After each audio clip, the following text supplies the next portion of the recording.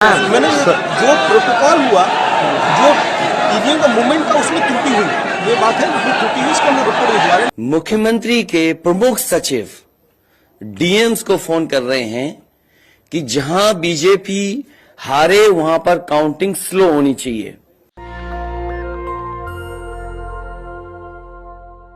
नमस्कार, मैं मोहम्मद फैसल और आप देख रहे हैं नेशनल दस्तक। हम आपको लगातार बता रहे हैं, दिखा रहे हैं और सचेत कर रहे हैं कि किस तरीके से बीजेपी और चुनाव आयोग का गठबंधन है और यूपी में योगी को जिताने के लिए चुनाव आयोग और बीजेपी किसी भी हद तक जा सकती है।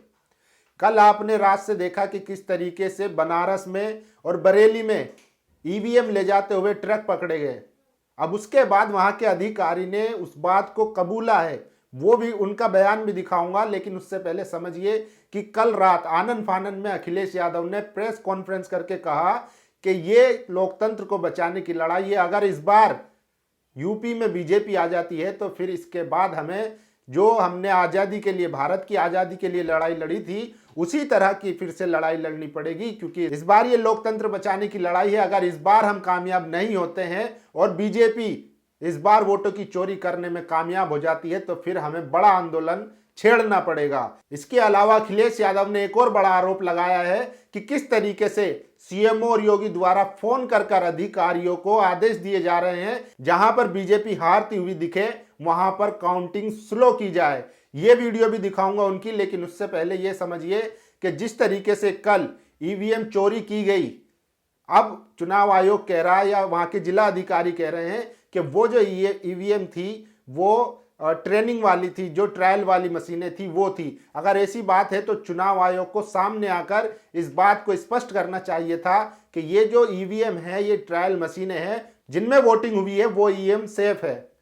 लेकिन चुनाव आयोग जब चारों तरफ से घिर गया, अखिलेश यादव ने और सपा के कार्यकर्ताओं ने और तमाम जो जनता थी जिन्होंने लोकतंत्र बचाने के लिए वोट किया था, जब वो सड़कों पर आ गई, सोशल मीडिया पर हंगामा मचने लगा, तब जाकर उनके अधिकारियों को बयान देना पड़ रहा है। एक एक करके सबके बयान दिखाऊंगा कि किस तरीके से चुनाव आयोग ने बीजेपी के साथ गठबंधन करके जो जनता का मत था उसको चोरी करने का काम किया। सबसे पहले तेजस्वी यादव की यह बात सुनिए, जिसमें वो कह रहे हैं कि चुनाव आयोग ने बिहार में भी वही काम किया था, जहां पर उसके प्रत्याशी जो जीत चुके थे, जिनको सर्टिफिकेट इशू कर दिया गया था, बाद में उनको हराकर बीजेपी को जिता दिया गया। या फिर बहुत सी जगह ऐसी भी हुई थी कि मान लीजिए किसी विधानसभा में 1 लाख वोट है तो वहां पर वोटिंग हुई थी 1.5 लाख। इस तरीके की धांधली बिहार विधानसभा में भी देखने को मिलेगी। ये तेजस्वी का आरोप है, इनकी बाइट सुन लीजिए। बिहार में भी हम लोगों ने काउंटिंग में देखा था, कई ऐसे 10-12 सीटें हैं जो आज हमारे विधायक होते वो कोर्ट गए हुए हैं, जहाँ वोटें जितनी पड़ी उससे ज्यादा वोट निकल करके आ गया। कई जगह घोषणा के बाद भी जो है किसी और को सर्टिफिकेट दे दिया जाता है। तो इस तरह की अगर व्यवस्था होगी तो लोगों को वहां नजर डालने की जरूरत है। और हम तो ये कहेंगे, जब तक आखिरी वोट काउंट नहीं हो जाता, लोग जो है निश्चिंत जो है एकदम ना हो आखिरी वोट तक। तो सुना आपने तेजस्वी यादव ने किस तरीके से आरोप लगाया है। जो बिहार में देखने को मिला था वही उत्तर प्रदेश में देखने को मिला है। अब अखिलेश की ये बाइट सुन लीजिए, जिसमें वो कह रहे हैं कि इस बार अगर लोकतंत्र नहीं बचता है तो इसके बाद हमें आजादी वाली लड़ाई लड़नी पड़ेगी। इनका भी ये बाइट सुन लीजिए। तो मैंने आपसे कहा कि ये लोकतंत्र का आखिरी चुनाव है। इसके बाद तो जिस तरीके से आजादी के लिए लड़ाई लड़ी गई थी, उसी तरह की हमें और आपको क्रांति करनी पड़ेगी। मैं तो अपने नौजवानों से अपील करूंगा कि जहां किसान इतने साल बैठे रहे, तब सरकार झुकी। कम से कम 3 दिन लोकतंत्र के अखंड प्रहरी बनकर के ईवीएम्स को बचाएं और चुनाव को बचाएं।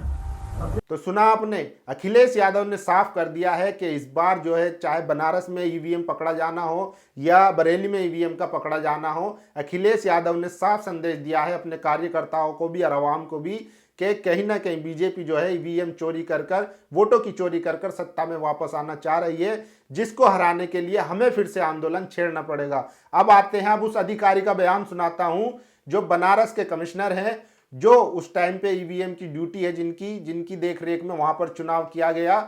उन अधिकारी का बयान आया है और उन्होंने कबूला है कि किस तरीके से ईवीएम मूवमेंट में जो चुनाव आयोग का प्रोटोकॉल होता है उसको फॉलो नहीं किया गया, उसमें चूक हुई है। ये बाइट सुन लीजिए जरा। मैंने जो प्रोटोकॉल हुआ, जो ईवीएम का मूवमेंट था उसमें त्रुटि हुई, ये बात है, जो त्रुटि हुई इसका हमने रिपोर्ट भिजवा रहे हैं। तो सुना आपने, ये बनारस के कमिश्नर है जो खुद कबूल रहे हैं कि जो ईवीएम का प्रोटोकॉल होता है मूवमेंट का, चुनाव के बाद जब ईवीएम एक जगह से दूसरी जगह ले जाई जाती है तो उसका एक प्रोटोकॉल होता है जिसको फॉलो करना होता है, जिसमें यह है कि जितने भी प्रत्याशी है जो चुनाव लड़ रहे हैं उनको सूचित किया जाता है, उनकी जानकारी में ईवीएम को मूवमेंट किया जाता है। लेकिन बनारस में कल ऐसा कुछ भी नहीं हुआ।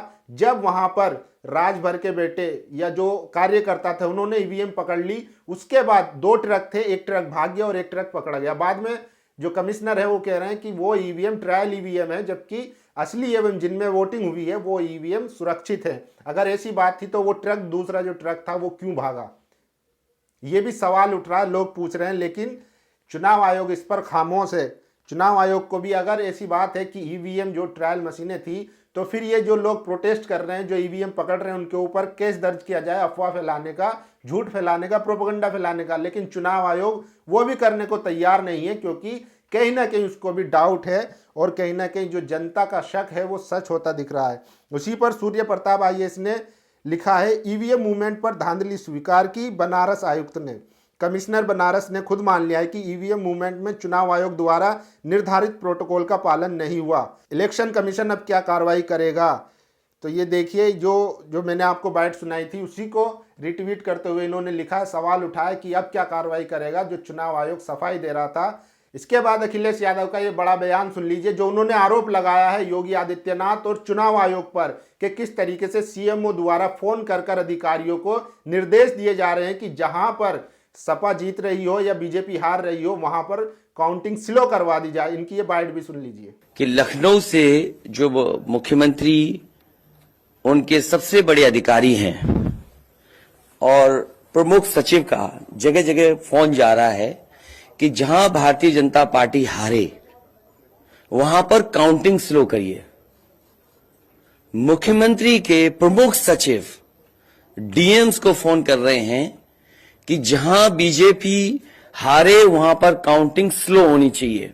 तो सुना आपने, अखिलेश यादव ने साफ साफ आरोप लगाया है कि जो CMO है वो अधिकारियों को या DM को निर्देश दे रहे हैं कि जहां पर SP जीत रही है या बीजेपी हार रही है वहां पर काउंटिंग स्लो कर दी जाए। इस बात से आप अंदाजा लगा सकते हैं कि ऊपर से लेकर नीचे तक पूरे सिस्टमैटिक तरीके से बीजेपी को जिताने की कोशिश हो रही है। वहीं दूसरी तरफ नैरेटिव बनाया जा रहा है कि क्योंकि एग्जिट पोल में सपा की हार दिखाई गई है, उसके बाद ये ईवीएम पर दोष मढ़ रहे हैं। लेकिन आपने देखा होगा ईवीएम का जो मूवमेंट था या जो ट्रैक में ले जाई जा रही थी उस पर जो ओपोजिशन पार्टी है, चाहे वो राजभर हो या अखिलेश यादव हो, ये तमाम लोग प्रोटेस्ट करते हुए नजर आए। लेकिन आपको कहीं भी बीजेपी का एक भी कार्यकर्ता ईवीएम के खिलाफ प्रोटेस्ट करता हुआ नजर नहीं आ रहा है, ना ही उसको इस पे कोई शक है, डाउट है। आप इस बात से अंदाजा लगा सकते हैं कि बीजेपी कितने इत्मीनान से अपने घरों में बैठी हुई है और उसे ये पूरा मालूम है कि कहीं ना कहीं उसका जो मैच फिक्स है